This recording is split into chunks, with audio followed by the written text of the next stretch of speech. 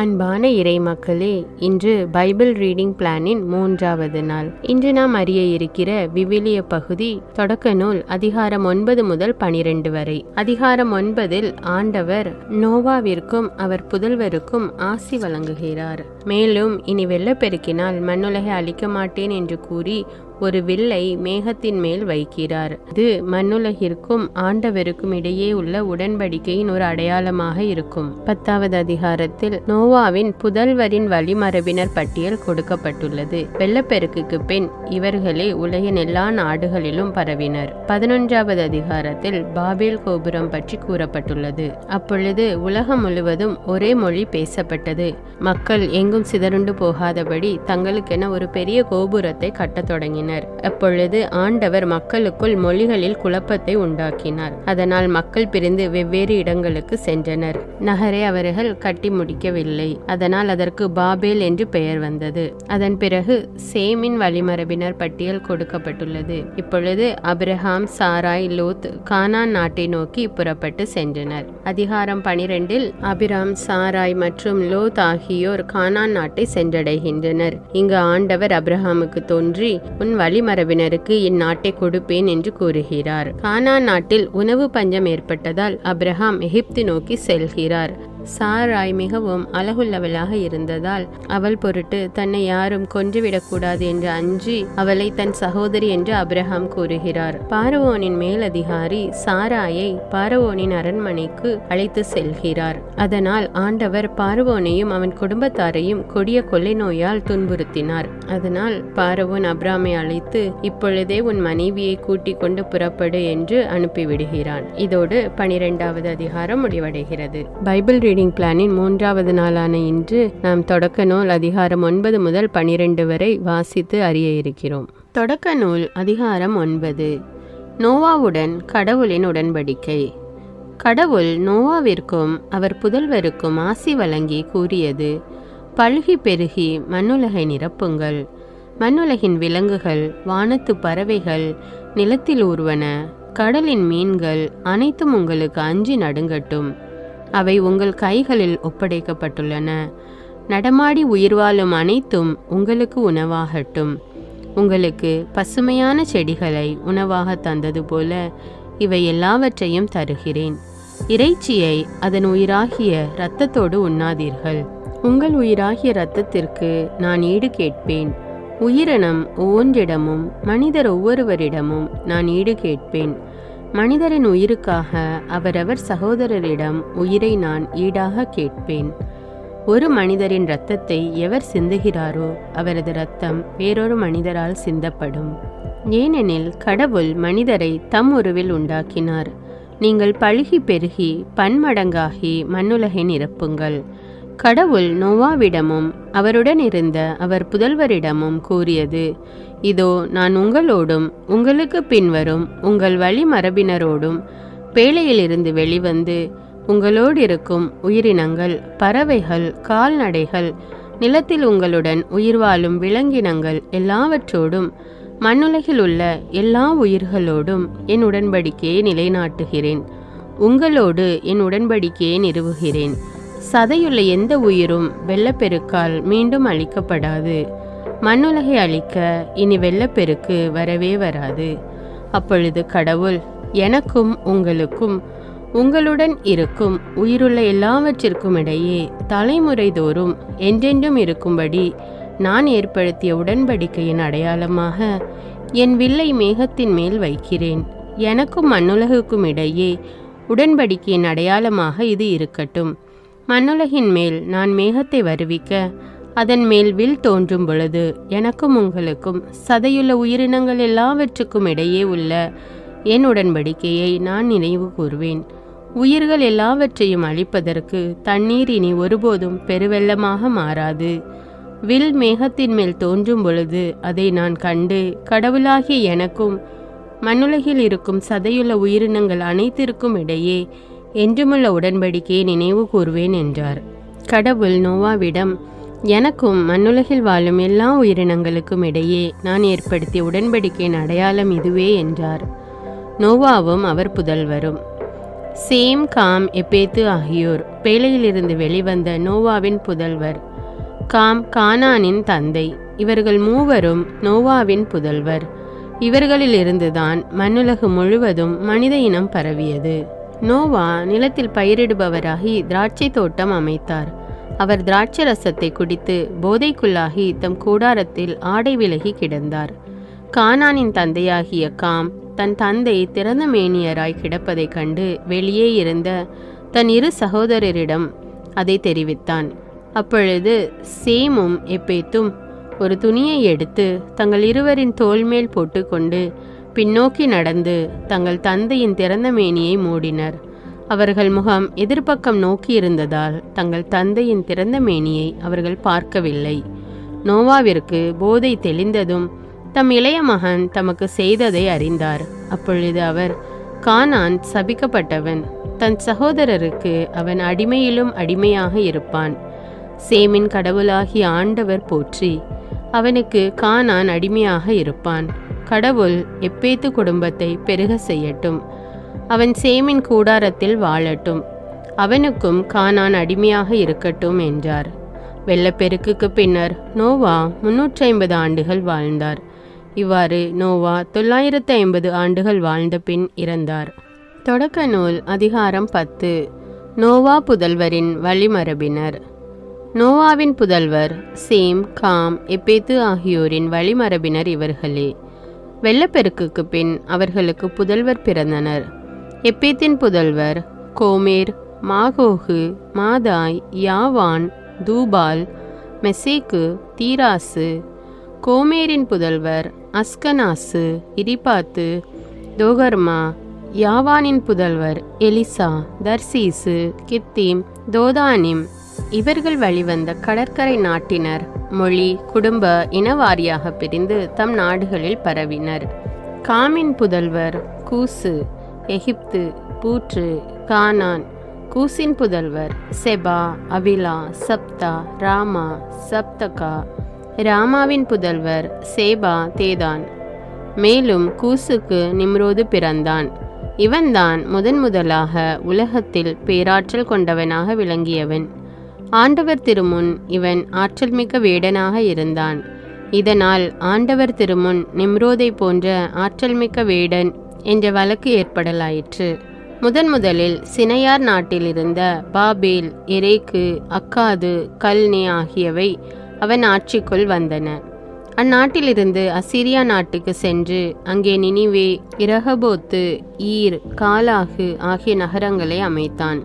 நினிவேக்கும் காலாகிற்கும் இடையே மிகப்பெரிய நகரமாகிய இரசேனை அவன் நிறுவினான். எகிப்தின் புதல்வர் லூதீம், அனாமீம், இலஹாபீம், நப்துகிம், பத்ருசிம். பெலிஸ்தியரின் மூதாதையரான கஸ்லுஹிம், கப்தோரிம். கானானின் தலைமகன் சீதோன். ஏனைய புதல்வர் ஏத்து, எபுசி, எமோரி, கிர்காசி, இவ்வி, அர்கி, சீனி, அர்வாது, செமாரி, அமாத்தி.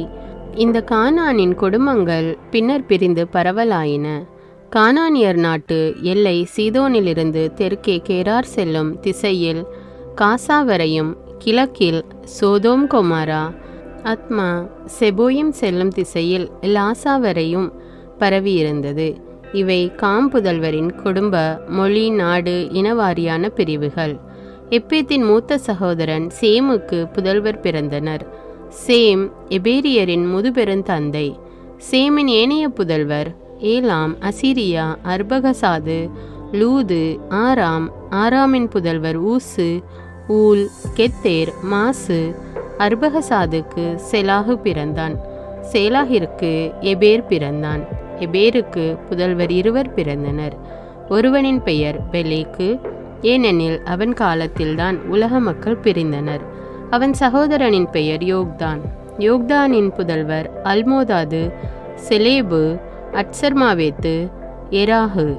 அதோராம், ஊசால், திக்லா, ஓபால், அபிமாவேல், சேபா, ஓபீர், அவிலா, யோபாபு. அவர்கள் வாழ்ந்த நாடு மேசாவிலிருந்து கிழக்கே செப்பார் செல்லும் திசையில் இருந்த மலை நாடு வரை பரவியிருந்தது. இவை சேம் புதல்வரின் குடும்ப, மொழி, நாட்டு, இனவாரியான பிரிவுகள். இவை நோவா புதல்வரின் வழிவந்த குடும்பங்களின் இனவாரியான தலைமுறைகள். இவர்கள் வழிவந்த மக்களினங்களே வெள்ளப்பெருக்கிற்கு பின் உலகின் எல்லா நாடுகளிலும் பரவின. தொடக்க நூல் அதிகாரம் 11.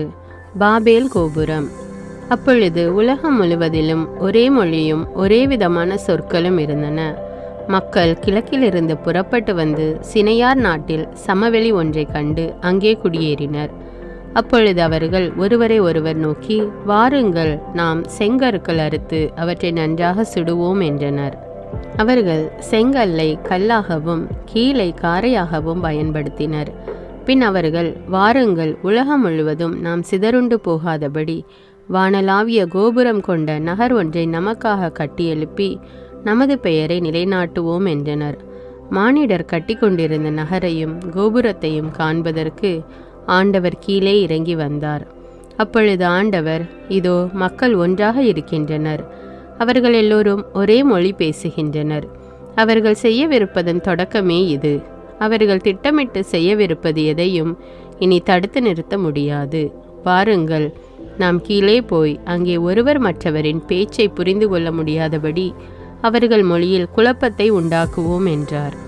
ஆண்டவர் அவர்களை அங்கிருந்து உலகம் முழுவதிலும் சிதறுண்டு போக செய்ததால் அவர்கள் நகரை தொடர்ந்து கட்டுவதை கைவிட்டனர்.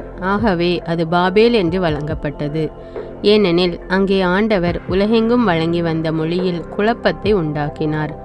அங்கிருந்து அவர்களை ஆண்டவர் உலகம் முழுவதிலும் சிதறுண்டு போக செய்தார். சேமின் வழிமரபினர். சேமின் தலைமுறைகள் இவையே. வெள்ளப்பெருக்கிற்கு 2 ஆண்டுகளுக்கு பின் சேம் 100 வயதாக இருந்த பொழுது அவனுக்கு அர்பகசாது பிறந்தான். அர்பகசாது பிறந்த பின் சேம் 500 ஆண்டுகள் வாழ்ந்தான். அப்பொழுது சேமுக்கு புதல்வரும் புதல்வியரும் பிறந்தனர். அர்பகசாது 35 வயதாக இருந்த பொழுது அவனுக்கு சேலாகு பிறந்தான். சேலாகு பிறந்த பின் அர்பகசாது 403 ஆண்டுகள் வாழ்ந்தான். அப்பொழுது அர்பகசாதுக்கு புதல்வரும் புதல்வியரும் பிறந்தனர். சேலாகு 30 வயதாக இருந்த பொழுது அவனுக்கு ஏபேர் பிறந்தான். ஏபேர் பிறந்த பின் சேலாகு 403 ஆண்டுகள் வாழ்ந்தான். அப்பொழுது சேலாகிற்கு புதல்வரும் புதல்வியரும் பிறந்தனர். ஏபேர் 34 வயதாக இருந்த பொழுது அவனுக்கு பெலேகு பிறந்தான். பெலேகு பிறந்த பின் ஏபேர் 430 ஆண்டுகள் வாழ்ந்தான். அப்பொழுது ஏபேருக்கு புதல்வரும் புதல்வியரும் பிறந்தனர். பெலேகு 30 வயதாக இருந்த பொழுது அவனுக்கு இரையு பிறந்தான். இரையு பிறந்த பின் பெலேகு 209 ஆண்டுகள் வாழ்ந்தான். அப்பொழுது பெலேகிற்கு புதல்வரும் புதல்வியரும் பிறந்தனர். இரையு 32 வயதாக இருந்த பொழுது அவனுக்கு செருகு பிறந்தான். செருகு பிறந்த பின் இரையு 207 ஆண்டுகள் வாழ்ந்தான். அப்பொழுது இரையுவுக்கு புதல்வரும் புதல்வியரும் பிறந்தனர். செருகு 30 வயதாக இருந்த பொழுது அவனுக்கு நாகோர் பிறந்தான். நாகோர் பிறந்த பின் செருகு 200 ஆண்டுகள் வாழ்ந்தான். அப்பொழுது செருகுக்கு புதல்வரும் புதல்வியரும் பிறந்தனர். நாகோர் 29 வயதாக இருந்த பொழுது அவனுக்கு தேராகு பிறந்தான். தேராகு பிறந்த பின் நாகோர் 119 ஆண்டுகள் வாழ்ந்தான். அப்பொழுது நாகோருக்கு புதல்வரும் புதல்வியரும் பிறந்தனர். தேராகு 70 வயதாக இருந்த பொழுது அவனுக்கு அபிராம், நாகோர், ஆரான் ஆகியோர் பிறந்தனர். தேராகின் வழிமரபினர். தெராகின் தலைமுறைகள் இவையே. தெராகிற்கு அபிராம், நாகோர், ஆரான் ஆகியோர் பிறந்தனர். ஆரானுக்கு லோத்து பிறந்தான். ஆரான் தான் பிறந்த நாட்டில் ஊர் என்ற கல்தேயர் நகரில் தன் தந்தை தேராகிற்கு முன்பே இறந்தான். அபிராமும் நாகோரும் பெண் கொண்டனர். அபிராமின் மனைவி பெயர் சாராய். நாகோரின் மனைவி பெயர் மில்கா. மில்கா ஆரானின் மகள். மில்கா இசுகா ஆகியோரின் தந்தை ஆரான். சாராய் குழந்தை பேறு இல்லாமல் மலடியாய் இருந்தார். தேராகு தம் மகன் அபிராமையும் தம் மகன் ஆரானின் புதல்வன் லோத்தையும் தம் மருமகளும் தம் மகன் அபிராமின் மனைவியுமான சாராயையும் அழைத்து கொண்டு ஊர் என்ற கல்தேயர் நகரை விட்டு கானான் நாட்டை நோக்கி புறப்பட்டு சென்றார். காரான் என்ற இடத்திற்கு வந்ததும் அங்கேயே அவர்கள் தங்கி வாழலாயினர். தேராகு 205 வயதாக இருந்த பொழுது காரானில் இறந்தார். தொடக்க நூல் அதிகாரம் 12. அபிராமின் அழைப்பு. ஆண்டவர் அபிராமை நோக்கி, உன் நாட்டிலிருந்தும் உன் இனத்தவரிடமிருந்தும் உன் தந்தை வீட்டிலிருந்தும் புறப்பட்டு நான் உனக்கு காண்பிக்கும் நாட்டிற்கு செல். உன்னை நான் பெரிய இனமாக்குவேன். உனக்கு ஆசி வழங்குவேன். உன் பெயரை நான் சிறப்புற செய்வேன். நீயே ஆசியாக விளங்குவாய். உனக்கு ஆசி கூறுவோருக்கு நான் ஆசி வழங்குவேன். உன்னை சபிப்போரை நானும் சபிப்பேன். உன் வழியாக மண்ணுலகின் மக்களினங்கள் அனைத்தும் ஆசி பெறும் என்றார். ஆண்டவர் ஆபிராமுக்கு கூறியபடியே அவர் புறப்பட்டு சென்றார். அவருடன் லோத்தும் சென்றார். ஆபிராம் காரானை விட்டு சென்ற பொழுது அவருக்கு வயது 75. ஆபிராம் தம் மனைவி சாராயையும் தம் சகோதரனின் மகன் லோத்தையும் உடன் அழைத்து சென்றார். அவர்கள் ஆரானில் சேர்ந்திருந்த செல்வத்துடனும் வைத்திருந்த ஆள்களுடனும் கானான் நாட்டிற்கு புறப்பட்டு சென்று அந்நாட்டை சென்றடைந்தனர். ஆபிரகாம் அந்நாட்டில் நுழைந்து செக்கேமில் இருந்த மோரேயின் கருவாலி மரத்தை அடைந்தார். அப்பொழுது கானானியர் அந்நாட்டில் வாழ்ந்து வந்தனர். ஆண்டவர் ஆபிரகாமுக்கு தோன்றி, உன் வழிமரபினருக்கு இந்நாட்டை கொடுப்பேன் என்றார். ஆகவே தமக்கு தோன்றிய ஆண்டவருக்கு அங்கே அவர் ஒரு பலிபீடத்தை எழுப்பினார். ஆபிராம் அங்கிருந்து புறப்பட்டு பெத்தேலுக்கு கிழக்கே இருந்த மலைப்பக்கம் சென்று பெத்தேலுக்கு மேற்கே ஆயிக்கு கிழக்கே கூடாரம் அமைத்து குடியிருந்தார். அங்கே ஆண்டவருக்கு அவர் ஒரு பலிபீடத்தை எழுப்பி ஆண்டவரது திருப்பெயரை தொழுதார். இவ்வாறு ஆபிரகாம் படிப்படியாக நெகேபு நோக்கி பயணம் செய்தார். எகிப்தில் ஆபிராம். அப்பொழுது அந்நாட்டில் உணவு பஞ்சம் ஏற்பட்டது. பஞ்சம் கடுமையாக இருந்ததால் ஆபிராம் தாம் தங்கி வாழ்வதற்கு எகிப்து நாட்டிற்கு சென்றார். அவர் எகிப்தை நெருங்கிய பொழுது தம் மனைவி சாராயிடம், நீ கண்ணுக்கு அழகானவள் என்பது எனக்கு தெரியும். எகிப்தியர் உன்னை காணும் பொழுது இவள் அவனுடைய மனைவி என சொல்லி என்னை கொன்று விடுவர், உன்னையோ உயிரோடு விட்டுவிடுவர். உன் பொருட்டு எனக்கு நல்லது நடக்கவும் உன்னால் என் உயிர் காப்பாற்றப்படவும் நீ என் சகோதரி என சொல்லிவிடு என்றார். ஆபிராம் எகிப்தை சென்றடைந்த பொழுது சாராய் மிகவும் அழகானவராக இருப்பதை எகிப்தியர் கண்டனர். பார்வோனின் மேலதிகாரிகள் அவரை கண்டு அவரை பற்றி புகழ்ந்தனர். ஆகவே அவர் பார்வோனின் அரண்மனைக்கு அழைத்து செல்லப்பட்டார். அவர் பொருட்டு ஆபிராமுக்கு பார்வோன் நன்மை செய்தான். ஆடு மாடுகளையும் கழுதைகளையும் வேலைக்காரரையும் வேலைக்காரிகளையும் பெண் கழுதைகளையும் ஒட்டகங்களையும் அவருக்கு கொடுத்தான். ஆனால் ஆண்டவர் ஆபிராமின் மனைவி சாராய்க்கு நேரிட்டதை முன்னிட்டு பார்வோனையும் அவன் குடும்பத்தாரையும் கொடிய கொள்ளை நோய்களால் துன்பப்படுத்தினார்.